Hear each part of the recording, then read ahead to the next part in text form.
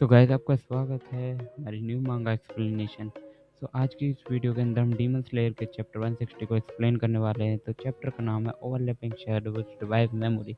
तो यहाँ पर डोमा इनोस्के से कहता है कि हम पहले कहीं मिले हैं। इनोस्के कहता है कि मेरे मास्क से दूर रहो और ना गंदे हाथों से हटाओ।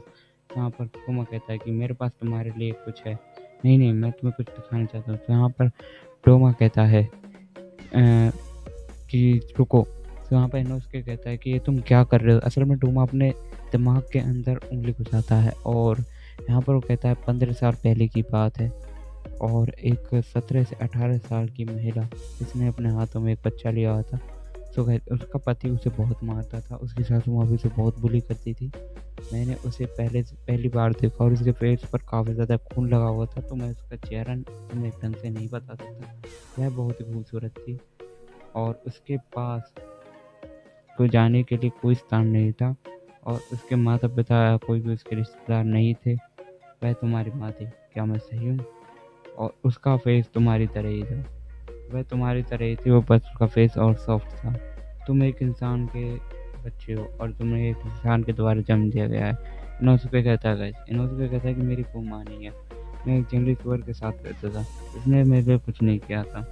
वो कहता है कि तुम पागल हो और तुम पागल ही रहोगे, टोमा ये कहता है। और यहाँ पे इनोसुके उसके ऊपर अटैक करने के लिए आता है, लेकिन वो कहता है कि ये लो तुम्हारा अटैक तुम पर। तो यहाँ पे इनोसुके जो उसके ऊपर अटैक करने वाला उसका अटैक उसे लग जाता है। तो यहाँ पर कहता है अरे आखिर तक तो सुनो, जो इनकाउंटर था वो किसी मेरेकल से कम नहीं था। असल में जो उसकी माँ थी वो हमारे डोमा के साथ रहने लगती है, लेकिन डोमा का तो था कोई इंटेंशन नहीं था उसकी माँ को मारना और उसे खाना। लेकिन यहाँ पर एक दिन जो उसकी माँ को पता चल जाता है कि जो डोमा है वो इंसानों को काट कर खाता है। तो यहाँ पर उसकी जो माँ है उसके टेम्पल में से तभी निकल के चली जाती है और वो कहती है कि तुम्हारी माँ बहुत ही पागल और स्टूपिड है और बहुत ही ज़्यादा पागल है। तो यहाँ पर वो इनोसुके को लेकर भाग जाती है और जंगलों में निकल जाती है और वो कहती है रास्ता तो कहीं दिख नहीं रहा। लेकिन यहाँ पर जो है अब एक खाई आ जाती है और खाई के पास वो कोने पे खड़ी होती है और कहती है आगे कोई रास्ता नहीं है, हम दोनों मारे जाएंगे। तो वहाँ पर डोमा आ जाता है और उसकी माँ को मार देता है।